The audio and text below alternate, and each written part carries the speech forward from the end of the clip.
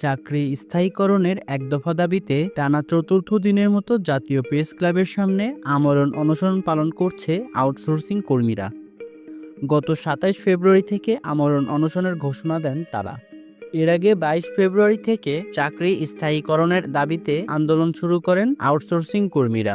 এদিন রাস্তায় যান চলাচল বন্ধ হয়ে গেলে পুলিশ তাদের ওপর জলকামান ও সাউন্ড গ্রেনেড নিক্ষেপ করে তাদেরকে ছত্রভঙ্গ করে দেন। অনশনরত আউটসোর্সিং কর্মীরা বলছেন, তাদের দাবি মেনে না নেওয়া হলে তারা রাজপথ ছাড়বে না। আজকে ৪ দিন যাবৎ আমরা অনশনে আছি। আমাদের দাবি দেওয়া কোনোটাই মানা হচ্ছে না। আমরা ১৭ আগস্ট প্রধান উপদেষ্টা ইউনূস স্যারের বাসায় গিয়েছিলাম। আমরা ওইখান থেকে আমাদেরকে আশ্বাস দিয়েছে, একের পর এক আশ্বাস দিয়ে যাচ্ছে, কিন্তু আমাদের কোনো কিছুই হচ্ছে না। আমরা ঠিকাদার প্রথা বাতিল ছাড়া আমরা আর বাসায় যাচ্ছি না। আমরা সবাই এই রাজপথেই থাকবো ইনশাআল্লাহ। আমাদের দাবি হচ্ছে আমাদের ঠিকাদার মুক্ত করে আমাদেরকে স্থায়ী করতে হবে। আমাদেরকে বারবার আশ্বস্ত করা হয়েছে আমাদেরকে ঠিকাদার মুক্ত করে স্থায়ী করা হবে, কিন্তু শুধু আশ্বাসই দিয়ে যাচ্ছে, বাস্তবায়ন হচ্ছে না।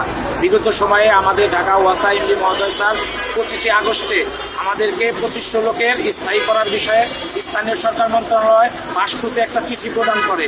সেই চিঠির জবাব আমরা আজ পর্যন্ত পাচ্ছি না। আমরা খুব হতাশায় ভুগছি। আমরা বেতন পেলেও আমরা বোনাস পাই না, আমরা শুক্র শনিবার ওভারটাইম পাই না, আমরা অন্য সুবিধার থেকে বঞ্চিত। আমরা মাত্র বছরের ছুটি আমাদের হচ্ছে ২০ দিন। দেখেন, আমরা জনসেবায় ৩৬৫ দিন ডিউটি করি। আমরা ঢাকা সিটির ২.৫ কোটি জনসাধারণকে নিরবিচ্ছিন্নভাবে পানি সরবরাহ করে আসছি। আমাদের একটাই চাওয়া, সরকার যেন আমাদের দাবি দ্রুত বাস্তবায়ন করে মেনে নেয়। আমাদের জানি ঠিকাদার বাদ দিয়ে চাকরি স্থায়ী করা হয়।